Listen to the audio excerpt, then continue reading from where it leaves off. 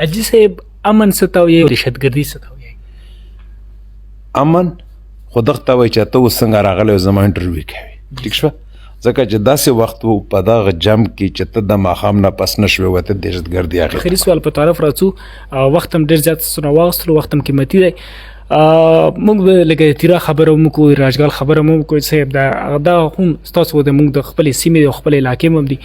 صاحب دغه علاقه باندې تقریبا 14-15 کاله جنګ وشولو هلته کورونه هم ړنګ شول خلک هم بېکوره شول احتجاجي موضوع په دغه باندې چې موږ شروع شو یو لانګ تقریر ته جوړېږي صاحب په عام ټوپک کې دومره زور نه وي چې هغه 14 کاله او 15 کاله وجنګېږي نو ته څه وایې چې په دغه جنګ کې سرکاري ټوپک استعمال شوی دی بل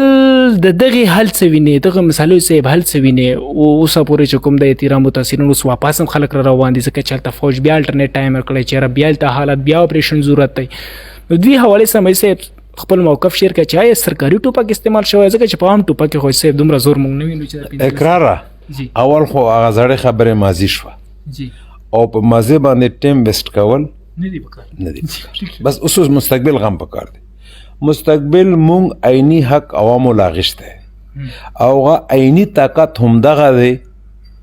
چې نن په نارت وزیرستان کې امن مارچ او امن دهرنه کېږي